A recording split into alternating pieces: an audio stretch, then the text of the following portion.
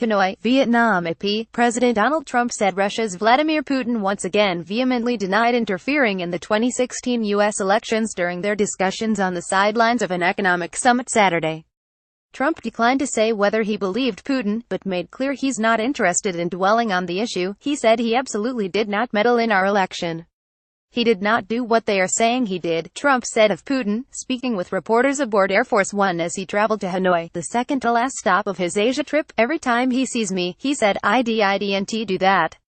And I really believe that when he tells me that, he means it, Trump said, noting that Putin is very insulted by the accusation. Trump called the allegation an artificial barrier erected by Democrats, once again casting doubt on the U.S. intelligence community's conclusion that Russia tried to interfere in the election to help Trump win. Trump and Putin didn't have a formal meeting while they were in Vietnam for the Asia-Pacific Economic Cooperation Summit, but the two spoke informally several times on the event sidelines and reached an agreement on a number of principles for the future of war-torn Syria. But Trump made clear that the issue of Russian meddling in the election hovers over the leaders' relationship and said it jeopardized their ability to work together on issues including North Korea's escalating nuclear program and the deadly conflict in Syria. Having a good relationship with Russia's a great thing. And this artificial democratic hit job gets in the way, Trump told reporters. People will die because of it. Trump danced around the question of whether he believed Putin's denials, telling reporters that pressing the issue would have accomplished little. Well, look, I can't stand there and argue with him, Trump said. I'd rather have him get out of Syria, to be honest with you. I'd rather have him, work with him on the Ukraine than standing and arguing about whether or not, cause that whole thing was set up by the Democrats. Multiple U.S. intelligence agencies have concluded that Moscow meddled in the 2016 election to try to help Trump win.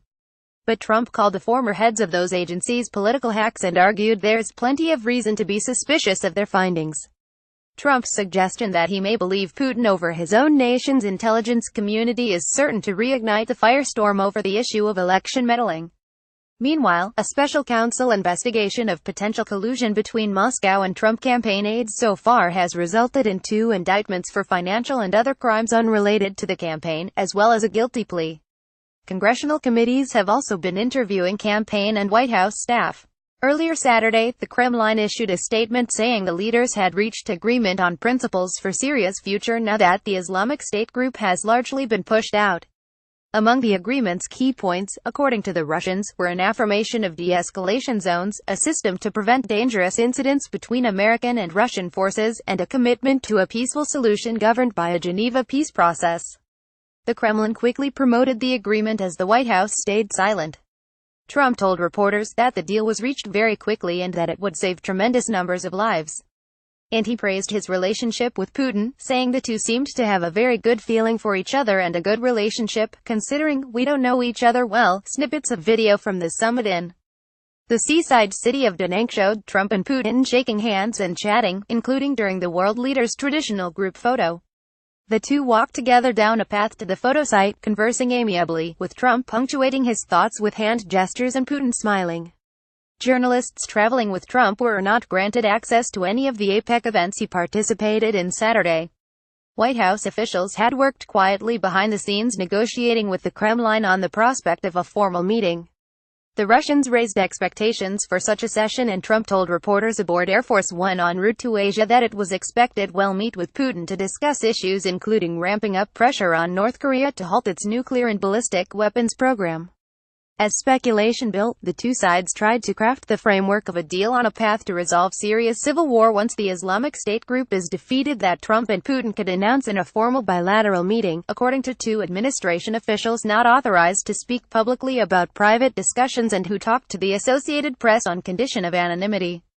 But the talks stalled, and minutes before Air Force One touched down in Vietnam, White House Press Secretary Sarah Huckabee Sanders told reporters the meeting was off. Trump's visit to Hanoi began with a state dinner during which he showered the country with praise, saying it has truly become one of the great miracles of the world.